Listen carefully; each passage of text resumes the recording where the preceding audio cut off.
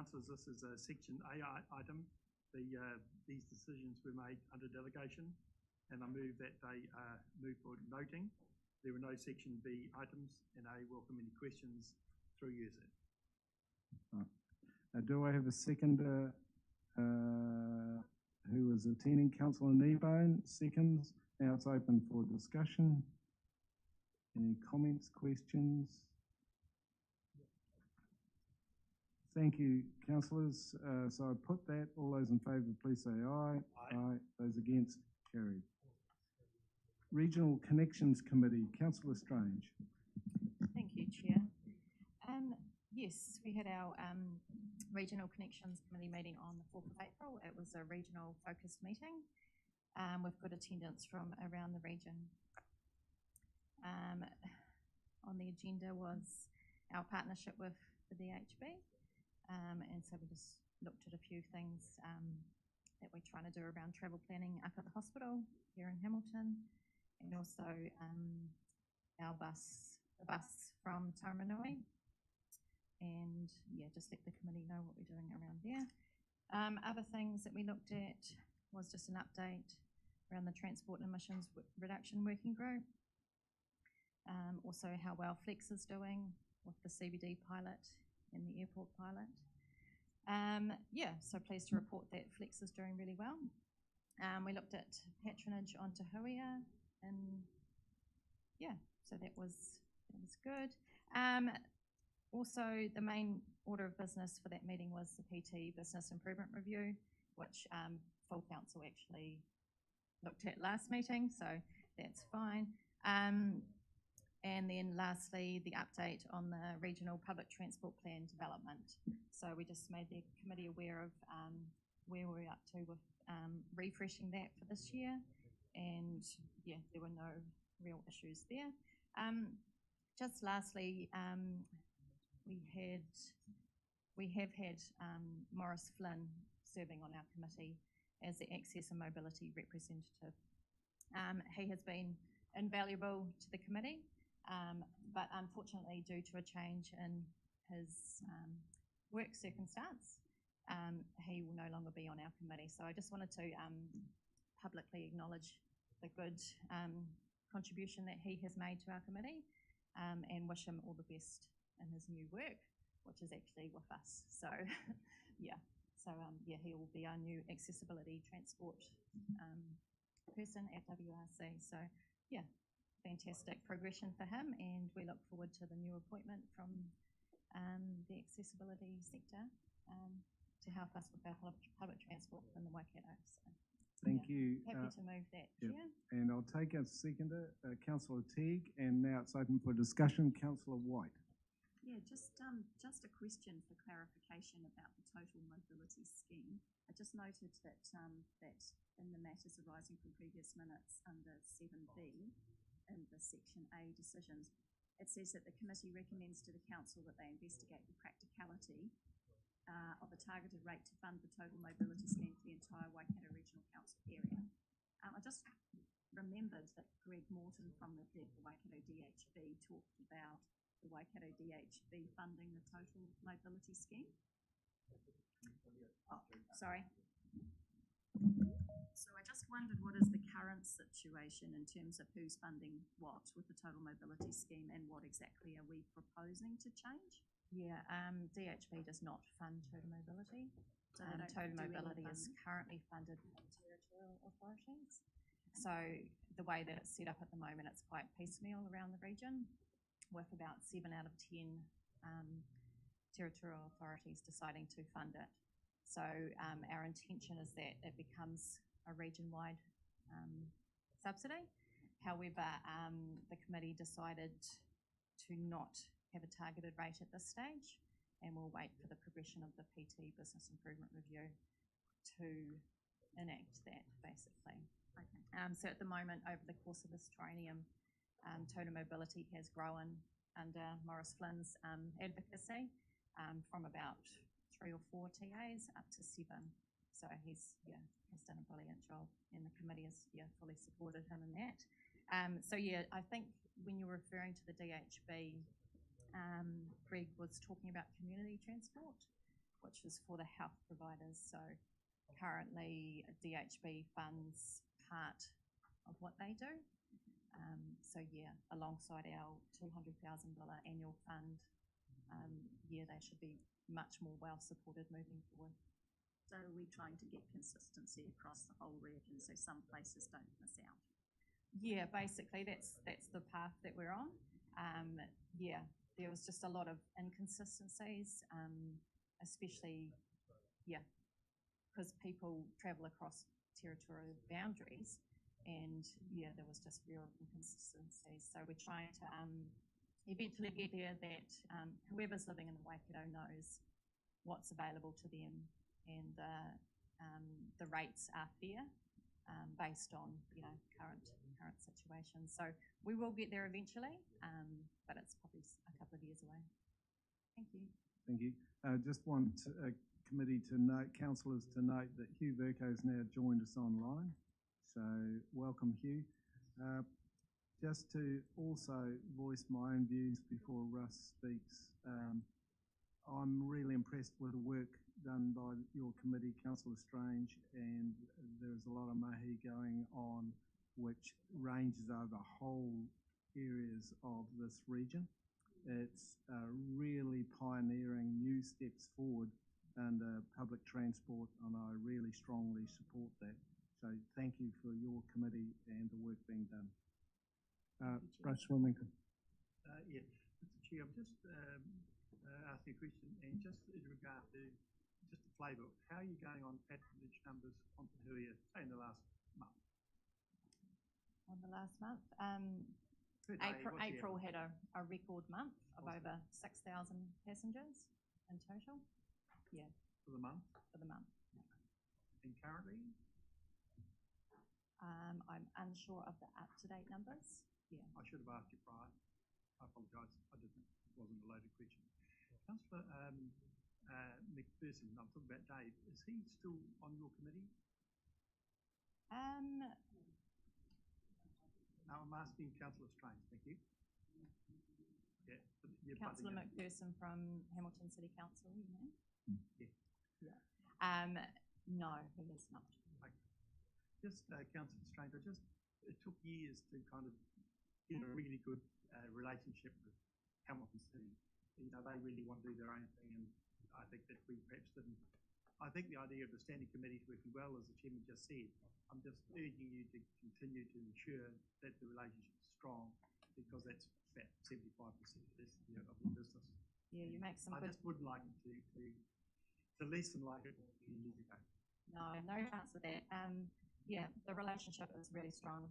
HCC, I was just over there yesterday submitting to their annual plan and highlighting the value that their committee members bring to our council, and forging that relationship moving forward, that it should be strong. So yeah, thank you. Thank you, Councillor.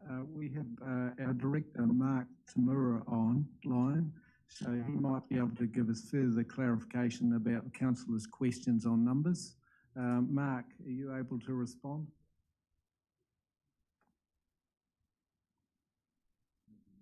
Yes, Mr. Chair, can you hear me? It's just, we'll just get the volume up a little bit. There you go. Okay, Mr. Chair, hopefully that's all right. As Councillor Strange mentioned, we did strike some record numbers over the over the holidays, the recent holidays, and since then our numbers have come back a bit, as you would expect. But we are still trending upwards and consistent with the trend that we saw prior to the school holidays. So we are hoping that it'll be some weeks before we can draw some averages, but it looks like we're sitting about where we were prior to the lockdowns, which is an awful lot better than we were through the months of February and March. So things are looking positive. Thank you. No other questions, so we have a mover and a seconder. So I'll put that motion. All those in favour, please say aye. Aye. Those against, carried. So we now move to page 64, which is the Future Proof Implementation Committee, And I'd like to invite Councillor Story and Councillor Hodge maybe to comment. Yeah, Councillor Hodge. You want to? Morena. There's really nothing to discuss other than what's on the paper. Right. The meeting wasn't, it was more about conversations with the two ministers, and I think they're in a good space going forward in what the papers say. Right. So I don't have anything Thank you. other than what's on the paper. Right, they're all Section A items. There's no Section B. So you like to move that? Councillor Hodge moves and Councillor Story seconds. All those in favour, please say aye. Aye. Those against? Carried. So we now move on to page 70, which is the ordinary business of council. And the first item there on page 70 is 8.1, which is a notice of motion by Councillor Hodge.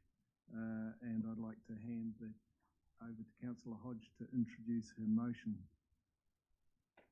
We can also bring up on the board that motion, which I understand has been refined somewhat. So councillors and those online should be able to see that.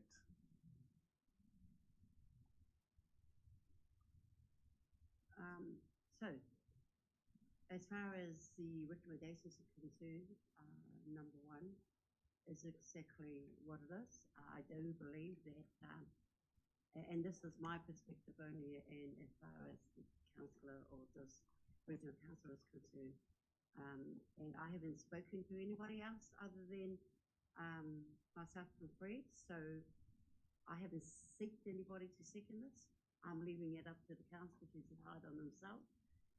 So in case somebody thinks I have gone out of the square to talk to everybody about what should be happening, it didn't, it hasn't. Okay? So make that really clear. This is my motion, notice of motion, and I haven't been to anybody else. The reason I put it up is I do believe that over the circumstances of what's been happening in our regional council and on this table, there are many things that also have been mirroring this particular motion with now that's looking at the procedures of what we have done. I believe that we have done something, and I think we have reached the area where it's time for us to relook at what we have done.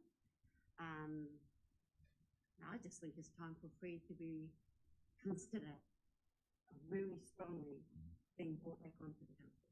I don't have to explain to people why I think that. It's my view. I believe he does a lot of work anyway around in his area as a constitutionalised councillor. I'm not disputing that. I can't dispute what he's done between when we put him off and now at the table because he hasn't been here. So, you know, I'm happy to debate any debate that might be coming forward, and I do believe that Fred.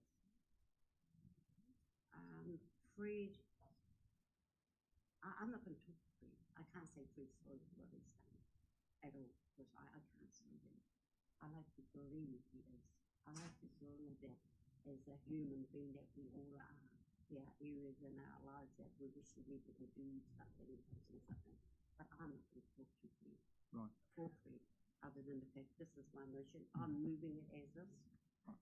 So before I can put this for discussion, I need a seconder. So I have a seconder and Stu, Kathy White. Yeah, Kathy White seconding the motion. So now we have a mover and a seconder. It's open for discussion. And the first one that came up was actually Hugh Burko, followed by Stu Husband, and then Kathy. Yep. And then Hugh Nebo. So if we can take them in that particular order. Thank you. Hugh. Yeah, Barry, thank you very much, John. My apologies for the rest of the meeting today. I'm guest speaker at the Artillery Association's annual birthday today in Waikato, which means I've got to leave shortly in my car to go there. My comment is that at this stage, I still oppose the recommendation. My reason for doing just hold, Hugh, can you just hold your point while we bring up your volume a little bit? Thank you. Just a little bit faint, so we're just working on that to bring that up a bit more. Then you can carry on. So what we've heard so far, Hugh, is you oppose the motion, and we'll just, if you just continue to speak, and we'll just check the volume's right. Okay, thanks for that. I hope I'm not speaking to myself and wasting my time. That's very good. That's a great volume. So away you go. Okay. My understanding is that at the day in question, Pamela went downstairs to get into her car, and Fred followed her downstairs and verbally. So as a point of order here, we can't bring up, let's say, understandings or things that we actually have to speak to the matters that are before us. So we can't bring up any other matters because they haven't been through any sort of process of consideration. So I have to rule in that way because otherwise it's fairly subjective. So that's basically, I have to rule it because we can't have potential, and I only say potential hearsay of circumstances unless they've been through a process. So I do sustain your point of order there, Councillor Teague. Carry on, Hugh. All right. My understanding was that Fred got suspended from there because of that particular instance. Now, if that particular instance didn't actually take effect, then I'm not sure how he got suspended in the first place. But however, I will ride by your ruling. My point is that I oppose the motion that under our suspension of Fred, he was required to do one thing, to apologise to Councillor Story. He has not apologised to Councillor Story. He does not accept that he has to, and therefore, until he does, I believe that the council resolution was that he had to go down that track. He hasn't done it, so therefore, I would vote against the motion. Thank you. Thank you, Hugh. The next speaker is Stu Husband. Yeah, thank you, Chair. My apologies for not being in the chamber. I'm at Auckland Hospital with my mama. So I'm not sure what I can talk about then, if you've ruled that point of order. So you just stop me, Chair. No one has to put a point of order and just stop me. Sure, there you go.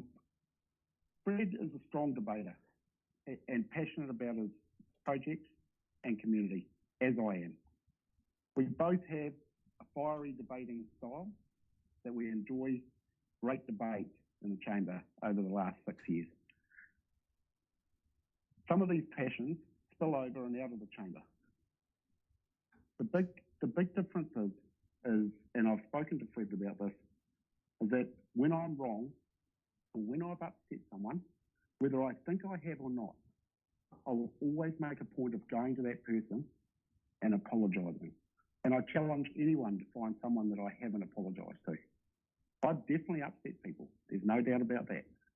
But I apologise. The matter, the problem is here is sometimes we upset people and we don't even know we've done it.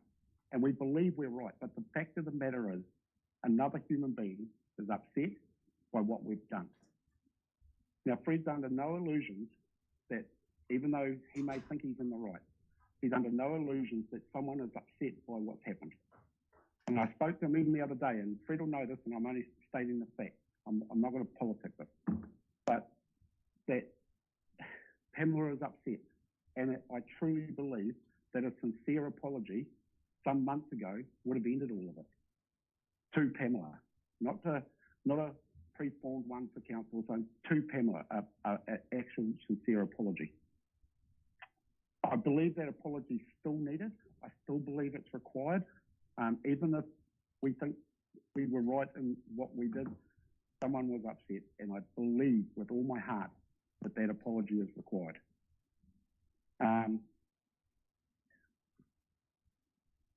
Yeah, I don't have a lot more to say than that, except I fully support Pamela's position and how upset she was the day that everything happened.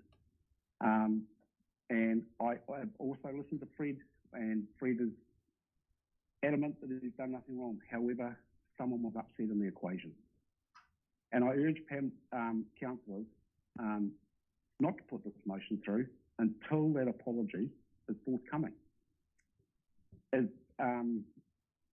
Yeah, I had a great big spiel, but it's sort of been slashed down at the last point of order being upheld. But yeah, that's the crux of it.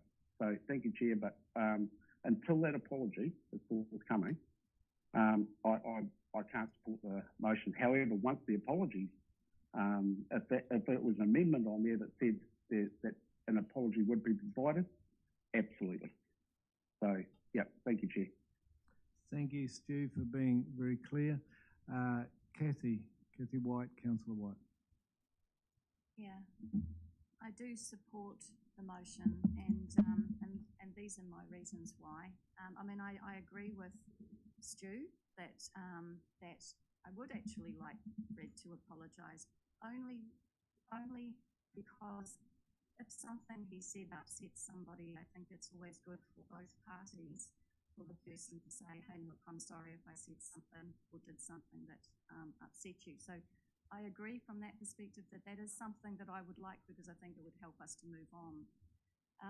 However, I do believe that this punishment has gone on for a very, very long time. I mean, it looks to me like it's 15 months. And I do believe that there always needs to be an end to a punishment. I mean, Fred did dispute, he did dispute the facts of what he was accused of. And I'm not actually going to go there as to what really happened, what were the facts, because I don't think that that's going to be helpful. But what I do think is that if we hadn't dealt with this as a code of conduct within council, if we had handed it over to the police would have gone through the whole process of identifying what all the evidence was, talking to witnesses. A punishment would have been given, but then it would have been over, regardless of whether the person admitted blame or regardless of whether the person apologised. And even if it wasn't a police situation, if it was in a classroom situation and something was done by one student against another, a decision about the punishment would be made, the punishment would be meted out, and then it would be over. There would be an end point to it. We wouldn't have this constant revisiting. Just imagine if you were in a classroom and a year later or 15 months later, a teacher brought up something that a student did 15 months ago in front of the whole class and asked the class whether they wanted to continue punishing the student. I just think it's an unfair process. I don't think it's natural justice. I really think that we need to have an end to this.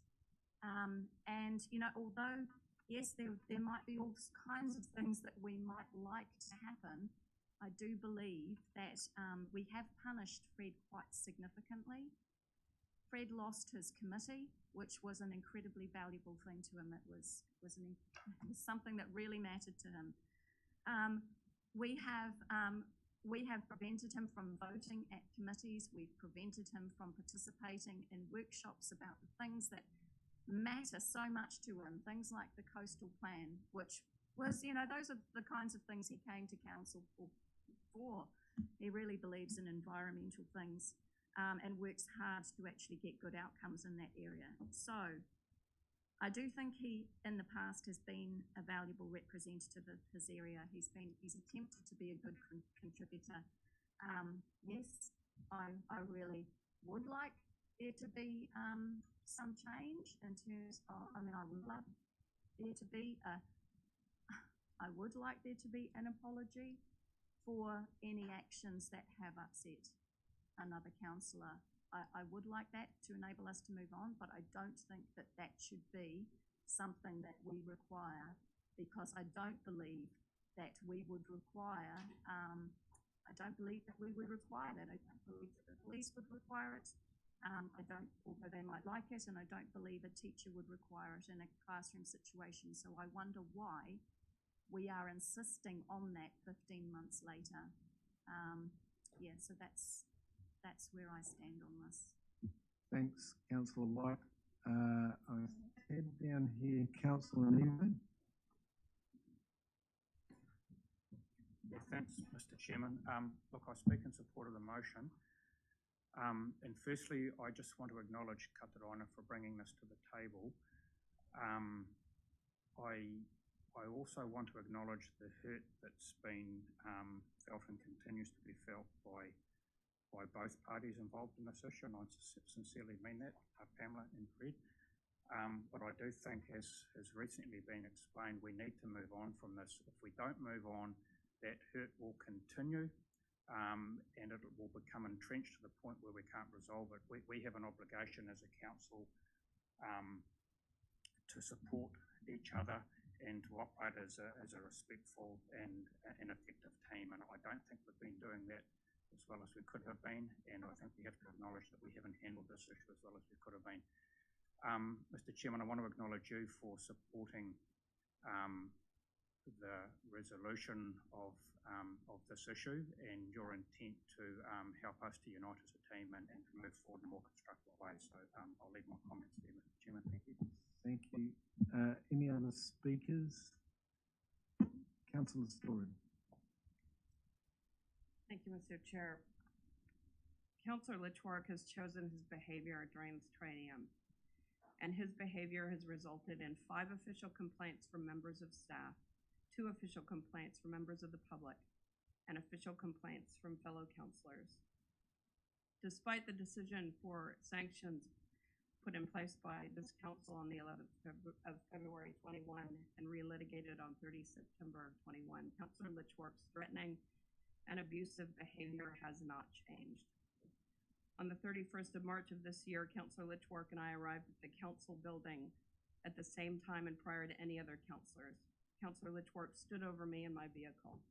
Being alone in the car park with Fred, I wasn't prepared to exit my vehicle, as my previous interactions with Councillor Litchwork have proven that would be an unsafe situation. After some time, Councillor McPherson and Councillor Strange arrived. I specifically told Councillor Angela Strange what had happened, and I expressed my concerns about my safety. At a meeting on the 11th of April 22, Councillor McPherson requested that Councillor Litchwork be fully brought back to all of council. Councillors McPherson, Hodge, Mahuta, Kneebone, Nickel, and Strange all advocated for bringing Fred back. Councillor Strange said she'd welcome Councillor Litchwork back, but we needed to agree to be, quote, nicer to each other, and councillors needed to hold each other to account for bad behavior. Yet immediately after those statements, Councillor Litchwork proceeded to shout at Chair Barry in this very chamber, saying, quote, I feel sorry for you if I ever meet you alone in a dark alley. A clear threat by Councillor Litchwork on another councillor. A threat of the same treatment that I have experienced at the hands of Councillor Litchwork. And yet, was Councillor Litchwork's, was he checked for his behavior? Did any councillor speak up and hold Councillor Litchwork to account for threatening another councillor? No. This threat was clearly heard by 9 councillors and 2 staff members, and yet no one said anything. And following that meeting, I received yet another abusive text from Councillor Litchwork. Why is this behavior from Fred considered acceptable? When Fred's behavior was last debated in September 21, when referring to the encounter in the Huntley car park between Councillor Litchwork and myself, Deputy Chair Katarina Hodge said, quote, Pamela, if Fred had done that to me, I would have just smacked him. Now, surely the leaders of this council wouldn't advocate that issues between councillors should be settled with physical violence. Physical violence shouldn't be advocated for in any place in our communities, let alone endorsed as part of the culture at Waikato Regional Council. Councillors McPherson and Kneebone recently wrote a letter to the editor of the Waitomo News talking about good governance being, quote, holding governors to account. I would assume that if good governance was paramount, there would be no way they would support or endorse the behavior of Councillor Litchwork, who repeatedly and unrepentantly bullies, harasses, and threatens members of the public, staff, and fellow councillors. The heart of this issue is there is no protection for councillors against aggressive and threatening behavior by another councillor. the only protection on offer comes at the whim of other councillors, and that protection, if it is offered at all, can easily be removed if it serves a political purpose, such as securing the numbers to roll a chair. Politics supersedes the safety and well-being of members of the public, staff, and other councillors. If you support this motion, you are sending a resounding message to our staff, potential staff, councillors, potential councillors, and our communities that you personally are happy to endorse repeated, unrepentant, unapologetic aggression, harassment, and threatening behavior in this workplace. I will not put my name to a motion that implicitly implies and condones endorsement of that culture in this organization. I'll be voting against this motion. Thank you, Mr. Chair. Thank you, Councillor Story. Any other comments at all from councillors? Councillor Litchfield. Thank you, Chair. First off, I'm stunned to hear the accusations made by Councillor Story. However, she's obviously under a lot of duress, and she is obviously very stressed by something. And if I've caused Point of order, Chair.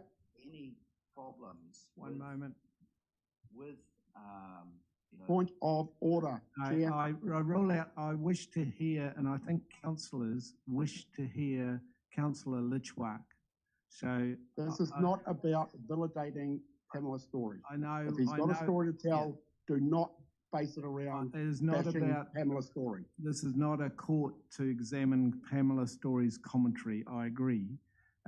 What it is about a commentary that Fred should be talking about his own views and his own situation. So I agree that there shouldn't be commentary about another councillor. Do you want to continue, Councillor Litchfield? Yes, very well. Look, the incident was investigated, and I am that report does clearly point out what took place, and what took place was undetermined because it wasn't witnessed. However, I am very sorry to Pamela that she is so upset. And I put a tabled a letter to this council about 3 months ago, and it wasn't accepted. That again, I said that I was very sorry that Pamela was so upset about what took place. And again, I'll apologise because I did not think what happened in the car park was anything that would have caused those distresses. I didn't swear at her, I didn't raise my voice, I didn't do anything. So I apologise. Point of order. I'll take a point. Again, you're focusing on Pamela.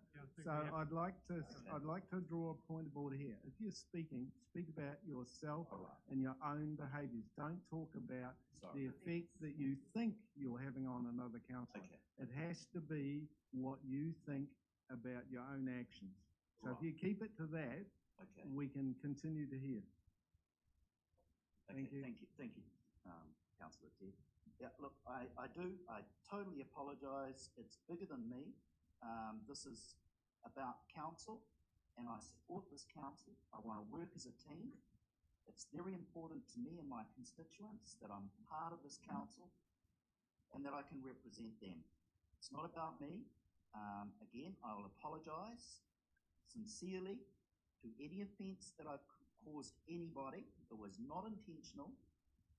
I am passionate about representing the environment, and I'm very passionate about supporting my constituents in my, and that is the region, and working for this council. I don't want this kind of disruption. It's not focusing on the business to hand. And again, I'll apologise to this full council that this disruption is being totally uncalled for. It's been, in my opinion, to me, exaggerated, taken out of proportion, and I apologise. How many more times do you want to hear it? Thank you. Thank you. Welcome, Councillor McPherson, to the table. We had noted your apologies for lateness. Thank you.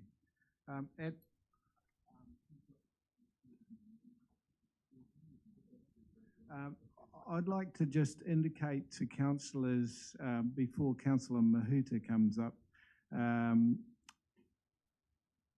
looking for some movement, and I'm just going to show you a third thing which I wanted to present to this council following the consideration of the first two. Now, I do understand we have on the floor that those other two, but since there's been commentary about this organisation in terms of this councillors and how we go forward, I see there is a number of points that we need to address as a team. You have heard round this table there is issues and there are matters to consider. So I just wanted to say, just indicate that to you. We'll now go back to 1 and 2, and we'll discuss my other matter secondary. So back to 1 and 2, and now Councillor Mahuta. I think, can I call a point of order? Yes, you can. Sorry. Yes.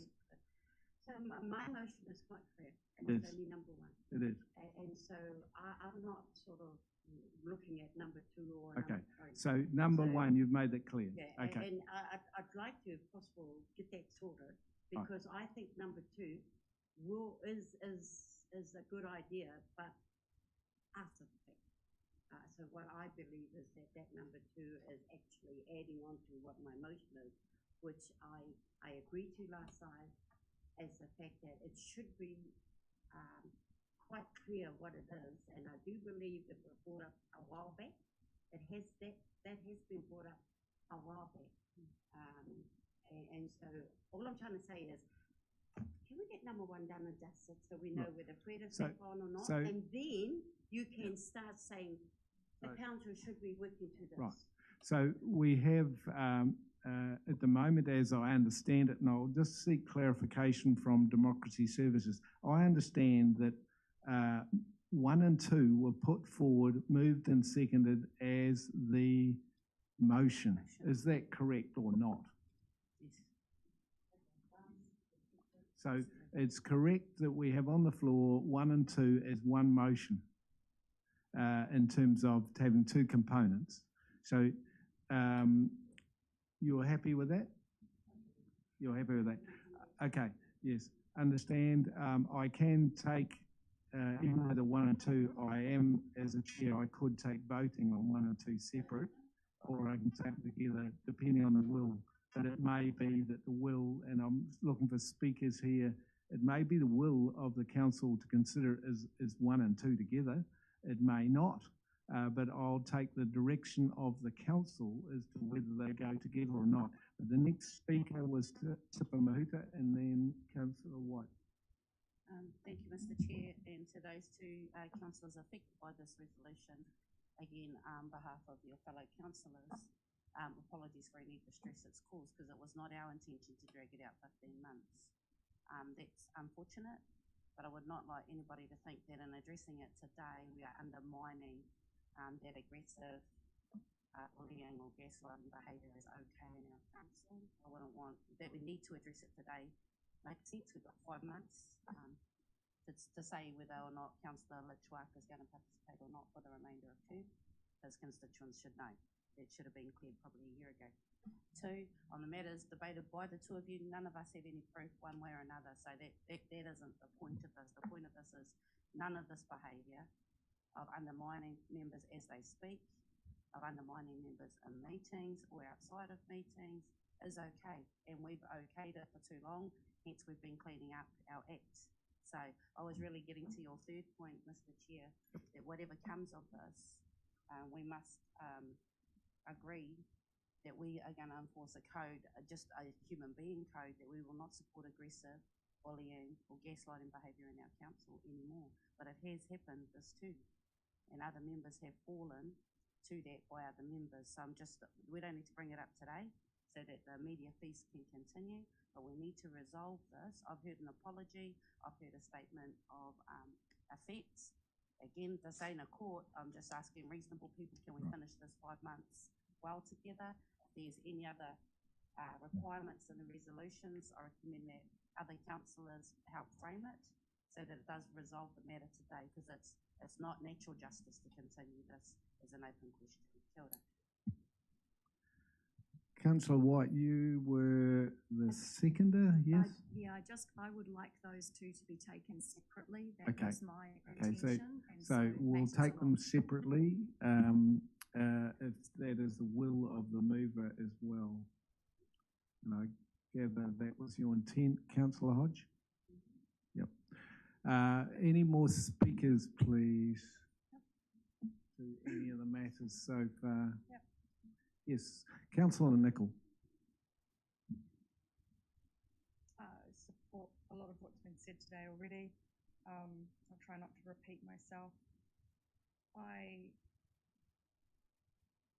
want to acknowledge that everyone sitting around here at this table is simply a citizen that's plucked off the street to sit around a table with structures and processes that were designed decades, if not centuries ago, in ways that aren't always very comfortable to us. And then we also have to debate conflicting things that we then get hit up about by our constituents as well. It puts a lot of pressure on all of us. And I think that this council certainly hasn't invested enough in our culture here at the top. We talk in the health and safety meeting, health and safety report about the new ISO standard on psychological impacts in the workplace, and we invest in that, but we have certainly not invested enough in that up the top. And I've seen how and heard how some of the behaviours that have happened at the top have undermined, how our staff feel when they go to work every day. And so I just want to call for us to invest in some extra effort there, some extra training there. When I was working for New Zealand's biggest company before this, I was very fortunate just before going on leave to have a half-day anti-bullying and harassment training by a company called Wave. It was really, really good. I've also seen us spend money on reports by experts that give us recommendations of how to do things better, and I think we should really look at those and give those the time they deserve. And just in general, invest in the newer ways of working that benefit our mental health, all of us. And so I just want to make it clear that I'm here to help this council get to the best possible place with its culture at the top. And I want our constituents to have full faith in us. I want candidates to want to stand in the next election.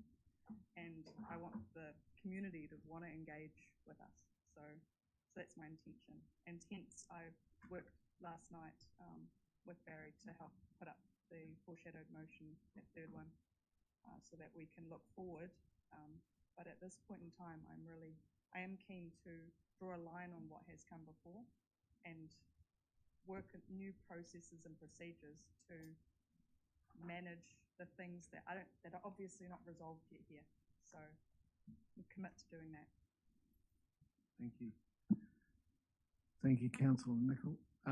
Any more commentary speakers? I'm allowing a bit more latitude here because it's an important matter for council. I regard it as probably the most important matter for this council to address in the next 5 months. So hence, my view is this.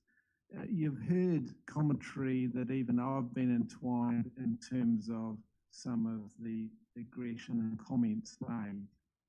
But I really did look, when I looked at what do we play by, and there is a code of conduct, and that's the document we're playing by. And I'm going, this is a set of rules. It is not a set of values. It doesn't set integrity or respect in terms of really defining how we work as a team. And I'm really pleased to sit on the Chief Executive's Committee for Performance, and that relates to his staff. And what I've seen there is that we are requiring a culture within the staff team that looks at values. Yet, what do we have around this table? We do not have a culture which we all subscribe to. So the way I'm seeing this is, sure, we have all either some of us participated in one way or another in this on the receiving end, or sometimes doing things we shouldn't be doing. So what I am keen to do is really set the next 5 months to me is about embedding a new culture of governance, and that we need to have something which can take us forward. Because I've had discussions with Fred, and I've had quite in-depth discussions, and I believe he is now committed to participate in those discussions and hear what others have to say and how they might have been affected. He is happy to participate and contribute, because only then are we able, in my view, to really heal and have everybody accepted what the behaviours are and what the values are. So that's where I want to go. I want to start, and you'll see it on the next pro forma, the next proposed motion.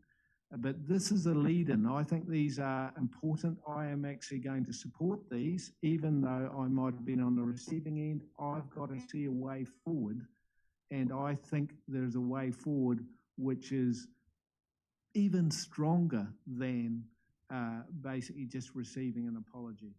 It is absolutely imperative to me to move forward as a team. And if I have one legacy in the next 5 months, I want to see this group respecting each other, being able to have a difference of opinion, and being able to then, as Stu's husband eloquently says, you can walk out of the room and you're all mates outside of this room. You can have vigorous debate, but immediately you walk out of this room, you are the mates of the council. You are all councillors. So in those simple terms, that's what I'm looking for. So I end that discussion there. I'm going to put the motion, and the mover and seconder have said they want it dealt with separately. So I will do that. So I'll now call for Division recorded. A division is recorded on this matter. So all those in favour of the first motion, which is not resolved yet, but the first motion on the floor, which you see on the screen there. Do you want to read that out for us, just so everybody's clear? Mr. Chair, can I ask you to ask councillors when they respond to the division recording that they turn their mics on so that their vote is audibly recorded? Yes, we will do. Good morning, We're just going to read it out. The resolution that we are currently voting on is that on the recommendation of the Deputy Chair, Councillor Katarina Hodge, that Council lift all suspensions and sanctions currently imposed on Councillor Fred Litchfield, enabling him to participate in all Council activities, including standing committees and workshops. So we now call for votes. All those in favour, please raise your right hand, and then we'll record that as appropriate as we do. All those in favour, please raise your right hand. So we call out the names, just to ensure, and I think aligning with the requirement to define exactly who's supporting. Can you read out the councillors that are supporting the motion? A division has been called. I'll call out your names in no particular order. Can you please indicate whether you support or oppose the motion? Councillor Remington. Abstain. Yes. Abstain. Councillor Hodge. For the... For? Yes. For. Councillor Husband. Again. Against? Councillor Kneebone. Support. Councillor Litchfield. Yeah, Mike. I support coming back. Councillor Mahuta. Support. Councillor McPherson. Support. Councillor Nicol. Chair Quayle. Support. Councillor Story. Opposed. Councillor Strange. Support. Councillor Teague. Support. Councillor White. Support. Councillor Burko, if you're still there. Opposed.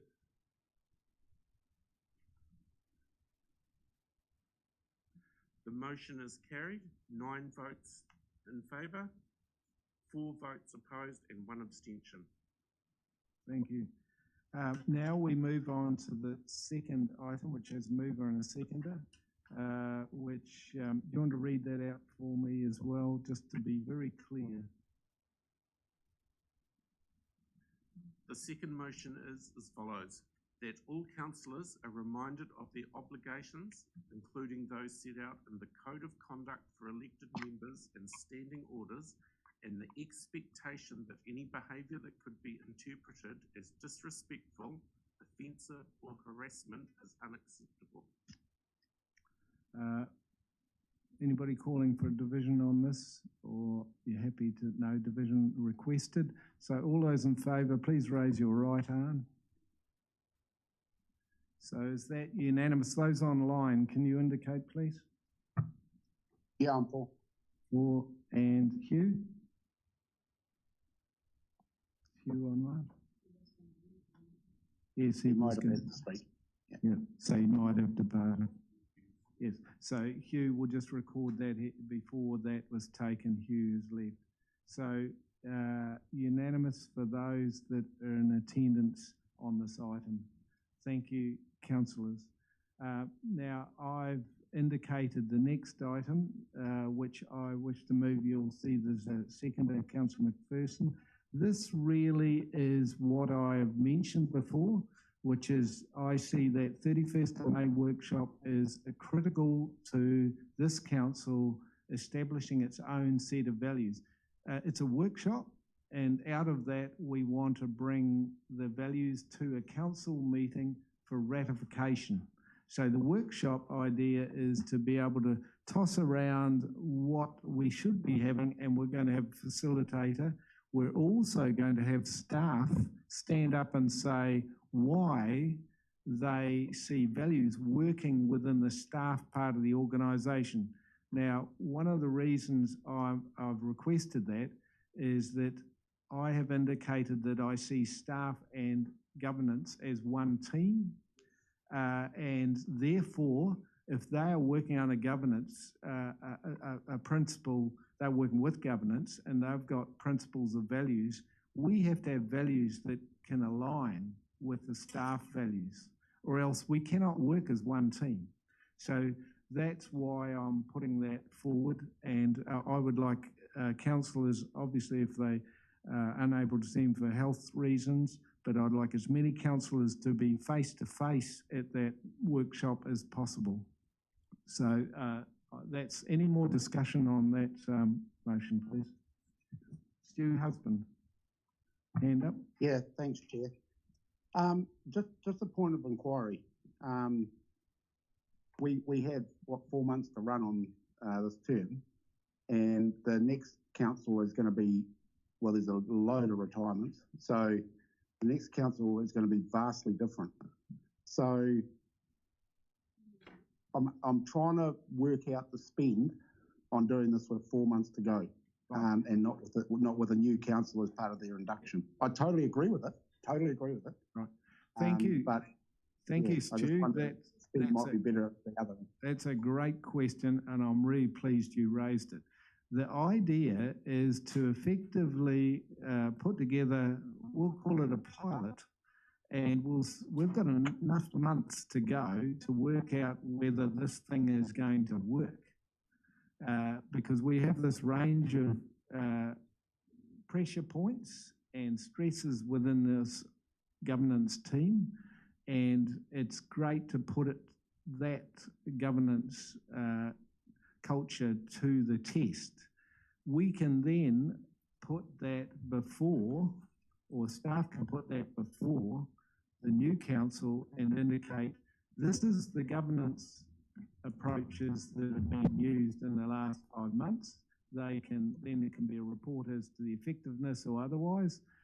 Then that council will make its own decision whether it picks that up in whole or in part or modifies or amends. But at least it's got a template to start with. And I think that's very important, that we'll have some learnings to go from. And they will even know that there's been some tensions within the council and issues and so on.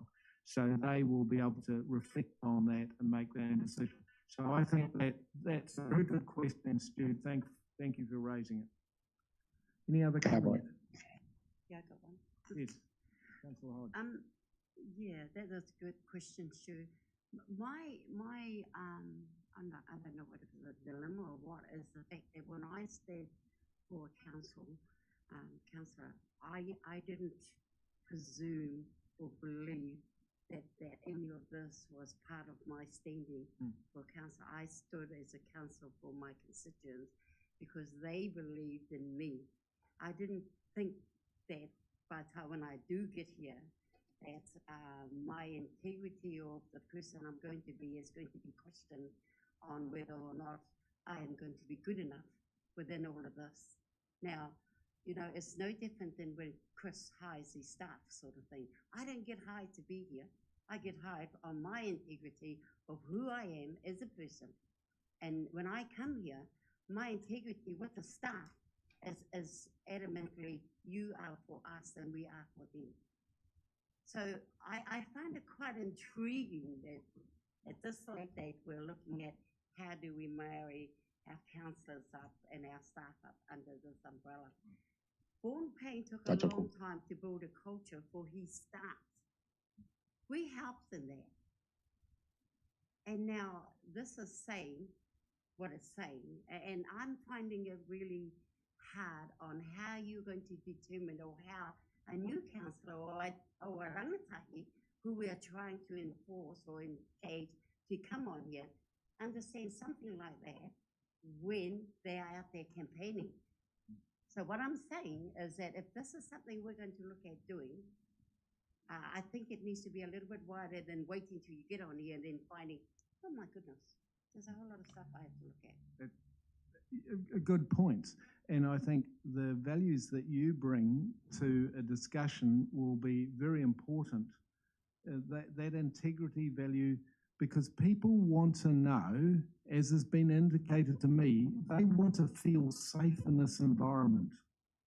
They want to feel that they don't have to go to a rule book of code of conduct to carry their weight through in terms of their views and so on.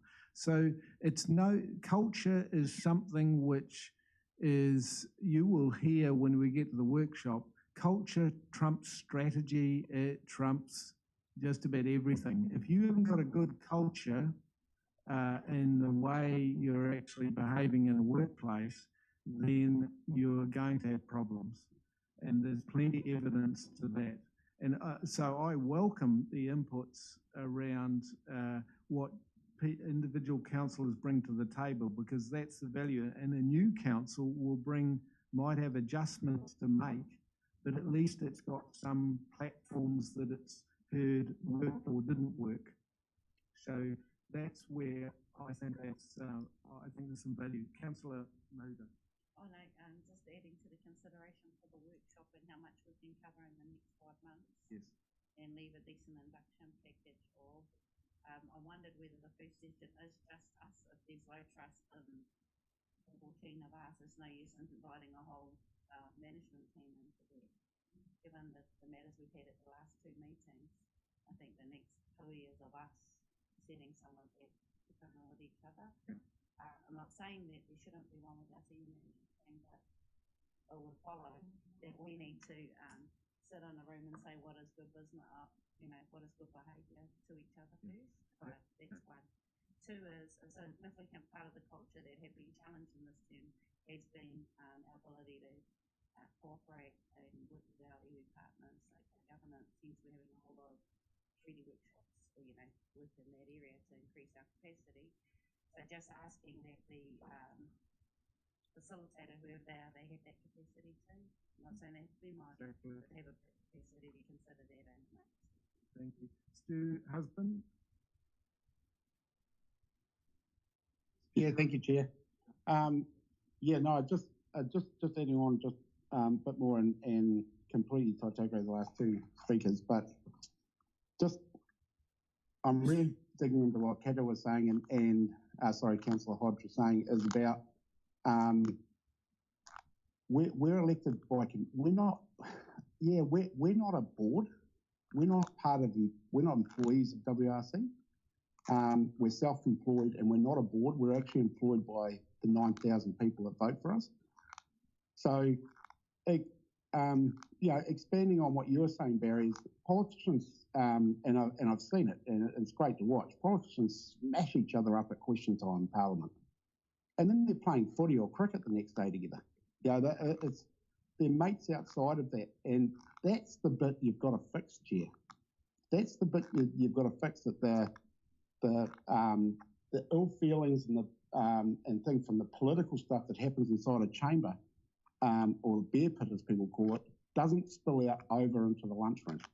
And I picked up bits of what Tipper was saying. I was struggling to hear, but if she's saying it's us that have got to heal ourselves as a group, not spend lots of money on CEs and consultants and board members, other people to come in and talk to us. It's the 14 people we need to heal. And yeah, I would fully support that if that was the discussion we were having with us 14 councillors. But just having a person putting sticky notes on a board about how to behave, I don't know. You know what I mean, Chair? I support you, but I thank you for the comments. Just on the central government, they have got in each of the parties, so each party has a culture and they have whips. And the whip's job is to ensure that the culture within those particular parties is followed. So they actually have a culture. But that's decided by rules that go with it. So thank you for raising that. I think it's very valid. Angela, Councillor, I was going to say strange. Okay. Thank you, Chair. I agree with what majority of the previous speakers have said. I really do believe that the investment that we put into this sort of thing is valuable for us as people, and also moving forward to the next triennium. Whether or not we have consultants or whatever, we need someone independent to facilitate constructive conversations moving forward. I really think it's important, as been said, that we debate the policy and not the person. Stu Husband, you and I have disagreed about things within the chamber and go out to the tea room and, things are fine. I really believe that with a bit of training, maybe everyone else can get on board as well. I think it is really important. Barry, just to your point about central government as well, that whole wraparound as a person, often they will have buddy systems with different different MPs set up. So, you can air concerns to someone you trust, maybe someone who's been there before as well. I really believe that, our well-being and our health is really important as councillors as well. And you can take a hammering in debate, and sometimes it can feel quite personal. I would definitely advocate for investment in that area, and maybe even a little bit more as well. But we can talk about that at the meeting. So next week. Just to lead in before Councillor Nichols next. Kathy's next. So Kathy, yes, I'll take your I just had something very quick to say, and that is just that that I support what Tipper said. I think the first session does need to just be us. I think if we really want to get value out of that, it needs to be just us. So I'm hearing that. Just before I call Councillor Nicholl, I'd like the CE, just to give you an idea why I was quite keen, because I thought if you all hear what a culture is within the organisation, you need to hear why it has some value and why you should have it at all. Because we've got to establish, is a culture even necessary in that first discussion? You know, as well as talking about ourselves, we need to understand. So I wasn't going to have them participate in our discussion about ourselves, but just to have them present maybe 10, 15 minutes up front saying, this is what a culture looks like, this is why we have values. And so you have 10 minutes, 15 minutes, and then they leave the room. And essentially we're able to proceed. So I'd like to invite the C just to give some comment. Thank you, Mr. Chair. I'm more than comfortable whether you would like the executive team to be present or not. That's your choice, I think, as you've articulated. It is about yourselves and what you want to achieve in the culture space. If it is helpful, I'm happy to attend myself with Nick as the capability manager. Whether you want the others of the executive be at the start or not, but I'm just happy if you wanted that to be there for whatever time people want to start and then leave. So there's your So that's what I would say. I think it has some value because there's some key points they can put up, and let's give 10 minutes to it, and it will help to introduce the whole notion, and then it's just us. So that's where I'm trying to go for this other commentary. Councillor Nicholl. Yeah, well, just to address that point, I'd be comfortable for 10 minutes at the start and at the end, just to frame the situation. But we certainly are in need of some council-only time. We're certainly not special in the sense that I'm aware of many councils around the country who grapple with these issues. And we've had I just want to acknowledge that we've had a really hard time recently where a few things, uncomfortable the last couple of months, in particular out of the whole training, where some things have come to a head that we've kicked down the road. I think for us it's important that we leave this place better than what we found it in the training, and so I do want to invest in the last few months of this term to use the learning that we've got from our experience to give the new council, whoever they might be, the best version of the systems and processes that we can come up with the learning we've had, so that they do not repeat some of the mistakes that we've had. I think it's important that we think of some out-of-the-box norms that we haven't had. I think we have more power than we think around doing things differently, and I think we should also, like with the training I referenced before, it was phenomenal. It changed my mind massively, and mainly around the different processes that people employ in that mediation space. What I learned there was that you can have a whole range of ways of addressing conflict that are before the place where you do an investigation and assign blame, which is what our code of conduct process is. We've jumped to that very rapidly, and we actually, some of you might remember from 18 months ago, I went to a great deal of effort to review our code of conduct document. We actually workshopped it together, and it was all ready to go to be adopted, to be a new one, but we didn't put it on the agenda again. And after a workshop like this, and sometime before the end of the training, I would really urge us to update that with all our knowledge so that we can pass that on to the new council to then change however they choose. Right. Yeah, I'm very obviously supportive of this motion. Thank you. Thank you for the comment. And if there's no further, Councillor McPherson, you got the last comment contribution. I don't think we should kid ourselves about the situation that politicians find themselves in, and we don't have the wraparound services, which would be very nice to have.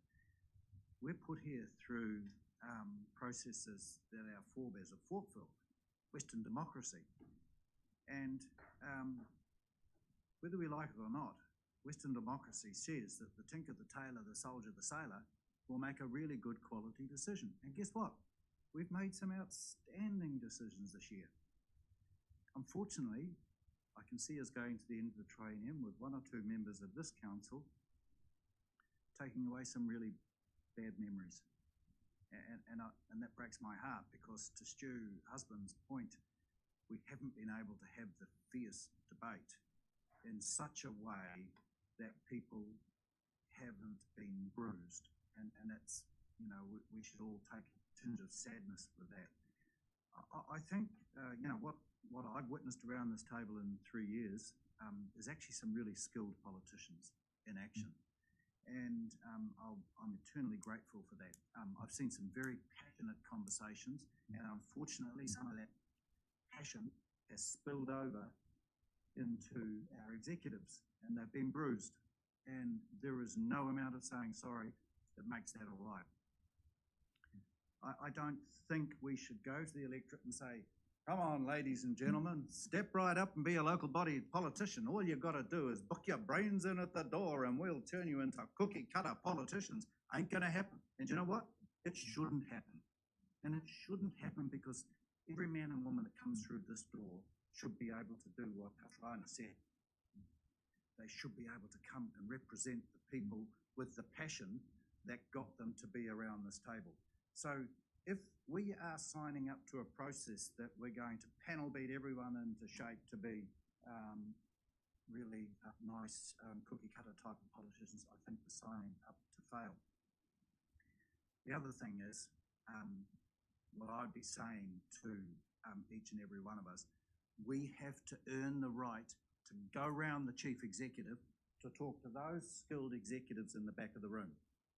And the day we think we've got a God-given right to pick up the phone and just ring them and say, do this, or can I have some of your time, we're wrong. There's no amount of good governance anywhere would say that's acceptable. So the first rule I want us to sign up to is acknowledging that if we want to go and talk to the executives in the room, we have to earn the right to do it. And the only way I'm going to know if I've got the right to do it is by asking the chief executive. The final thing I think we should take from this hui. Russ, I said on the 9th of December that I had trust and confidence in you and I supported you. And it's my view that if this is going to work, if we are going to be a high performance team, we need to have trust and confidence, and we need to surrender some sovereignty to that man there, the chairman of the council. We have to accept that when the chairman of this council says, I'm sorry, Mac, I've listened to you and it's not going to be that way, say nothing. I think to be a highly functional team, we have to acknowledge that, Barry, in putting you in that position, we are surrendering some of our sovereignty. And the minute we no longer have trust and confidence in you, it's our job to express that. And if that carries on, it's our job to do something else. So I'm really keen to put this forward and second this motion, but let's go into this with our eyes open. And if we can achieve what Councillor Husband said, we can have fierce intellectual debate and be skilled politicians around this table, and then go through that door and go and sit down and have lunch together. I'll sign up for that any day of the week. Thank you, Chair. Thank you. I just want to make a comment. I've really got something out of every councillor's statement around this table. And what I'm hearing is a commitment to move forward with a new set of values and integrity. That's what I'm picking up, and a willingness to do so. So I thank you for that, and accordingly I'd like to put this motion. All those in favour raise their right hand, please. Those against? Online? What have we got?